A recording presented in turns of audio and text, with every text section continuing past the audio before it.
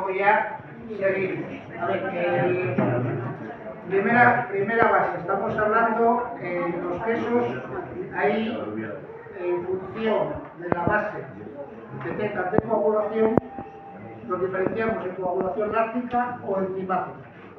La coagulación láctica es la más ancestral, es por acidificación, calor, y la enzimática a través de un cuajo. Puede ser animal, puede ser vegetal. Este queso estamos hablando de coagulación láctica. Primera gran característica, coagulación láctica, que son los quesos que ahora no son los más numerosos. Los hay, pero no son los más numerosos. Luego vamos a tipo de clasificaciones de los quesos, empezamos por ahí, por la coagulación, y luego empezamos por otra clasificación, que es el tipo de pasta.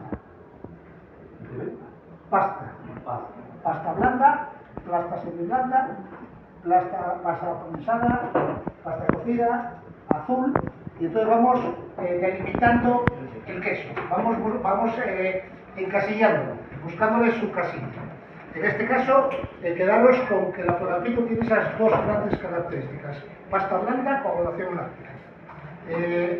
Su elaboración, lo más sencillo que hay, lo que hablaba. Aquí todos los excedentes de la florapito históricamente se hacía en todas las casas que había ganado. El excedente de leche había que aprovecharlo de alguna manera, y sabéis esa bonita frase de que el queso es la inmortalidad de la leche. Con lo cual, bueno, pues aquí tenemos el mejor de los casos es este. ¿Qué se hace? La leche se hace la cuajada se pasa al recipiente. Antiguamente, por ejemplo, aquí tenéis un museo muy bonito en Asturias y muy desconocido, que os invito que si tenéis algún día ocasión lo visitéis, que es el Museo de la Lechería en la Font de Morcín, y allí vais a ver recipientes antiguos de la Fuegalpina. Es decir, por ejemplo, el Brao. El Brao se hacía históricamente con cerámica, con vasijas de cerámica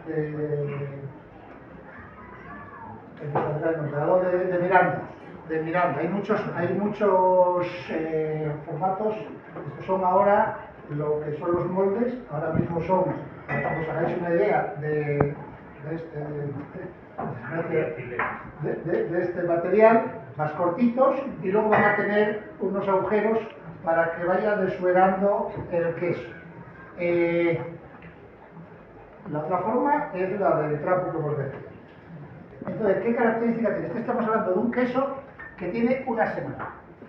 Estamos hablando de leche de vaca pasteurizada, con lo cual no hay problema, y tiene una semana. Es un queso con unas connotaciones frescas.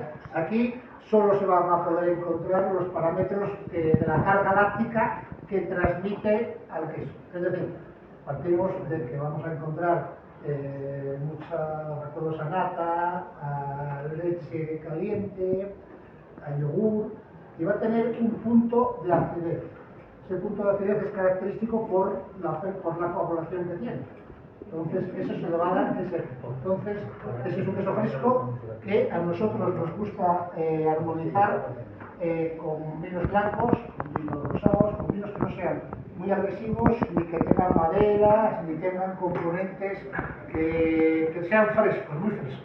¿Por qué? Porque el queso es lo que es. O sea, si tú le metes un vino muy potente, se va a apoderar de él y no va a poder, el queso va a quedar en un segundo plano muy tapado. Lo que se trata, yo siempre digo que una armonización es un producto, ingerir un producto y que vaya compaginado con otro y que te pida volver al primero y que vaya a los dos lados. Eso es lo que pretendemos hacer siempre en las armonizaciones. Entonces, ahí ya tenéis ese queso, ya veo que muchos nos habéis comido. No, normal, o sea, ir comiendo, que para eso está, ¿eh? No, el segundo todavía no. A ver, eso sí, no paséis al segundo porque si no vais a perder el encanto de ir con cada uno, ¿vale?